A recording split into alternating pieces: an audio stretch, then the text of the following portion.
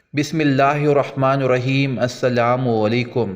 روزانہ واقعات سننے کے لیے اس چینل کو سبسکرائب کریں۔ حضرت عمر رضی اللہ تعالی عنہ، جن کے نام پر آج مسلمانوں کو فخر ہے اور جن کے جوش ایمانی سے آج 1300 برس بعد تک کافروں کے دل میں خوف ہے، اسلام لانے سے قبل مسلمانوں کے مقابلہ اور تکلیف پہنچانے میں بھی ممتاز تھے۔ نبی اکرم صلی اللہ علیہ وسلم کے قتل کے در پہ رہتے تھے۔ ایک روز کفار نے مشورہ کی کمیٹی قائم کی، کوئی ہے جو محمد صلی اللہ علیہ وسلم کو قتل کر دے؟ عمر نے کہا میں کروں گا۔ لوگوں نے کہا بے شک تم کر سکتے ہو۔ عمر تلوار لٹکائے ہوئے اٹھے اور چل دیے۔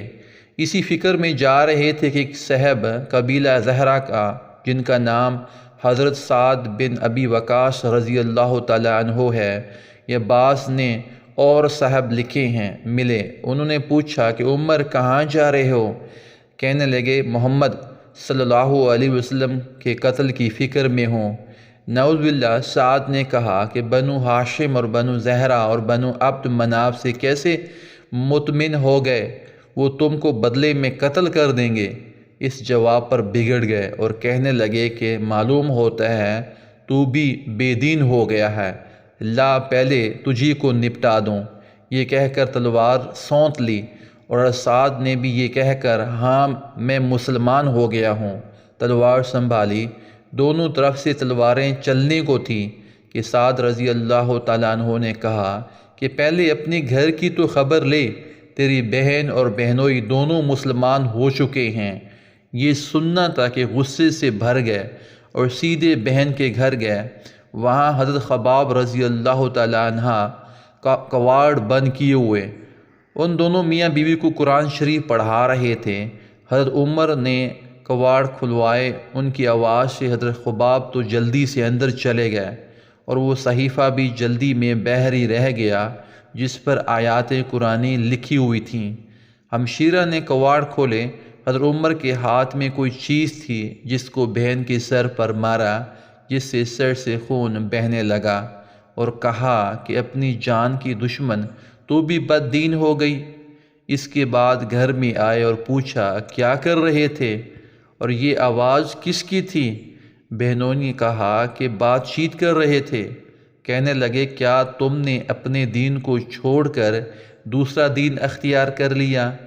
بہنوئی نے کہا کہ اگر دوسرا دین حق ہو تب یہ سننا تھا کہ ان کی داڑھی پکڑ کر کھینچی اور بے تحاشا ٹوٹ پڑے اور زمین پر گرا کر خوب مارا۔ بہن نے چھڑانے کی کوشش کی تو ان کے منہ پر ایک تماچا اس زور سے مارا کہ خون نکل آیا۔ وہ بھی آخر عمر ہی کی بہن تھی۔ کہنے لگی کہ عمر ہم کو اس وجہ سے مارا جاتا ہے کہ ہم مسلمان ہو گئے ہیں۔ بے شک ہم مسلمان ہو گئے ہیں، جو تجھ سے ہو سکے تو کر لے۔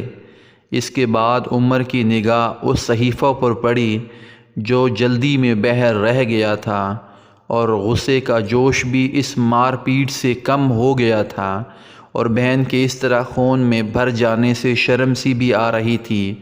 کہنے لگے کہ اچھا مجھے دکھلاؤ یہ کیا ہے؟ بہن نے کہا تو ناپاک ہے اور اس کو ناپاک ہاتھ نہیں لگا سکتے۔ ہر چند اصرار کیا مگر وہ بے وضو اور غسل دینے کو تیار نہ ہوئی۔ حضرت عمر نے غسل کیا اور اس کو لے کر پڑھا۔ اس میں سورۃ طٰہٰ لکھی ہوئی تھی۔ اس کو پڑھنا شروع کیا یہاں تک کہ حالت ہی بدل گئی۔ کہنے لگے کہ اچھا مجھے بھی محمد صلی اللہ علیہ وسلم کی خدمت میں لے چلو۔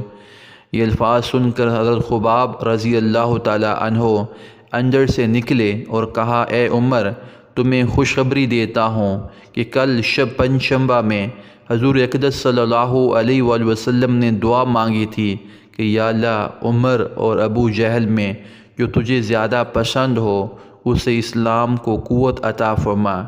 یہ معلوم ہوتا ہے کہ حضور کی دعا تمہارے حق میں قبول ہو گئی۔ اس کے بعد حضور صلی اللہ علیہ وسلم کی خدمت میں حاضر ہوئے اور جمعہ کی صبح کو مسلمان ہوئے۔ جزاک اللہ خیرہ۔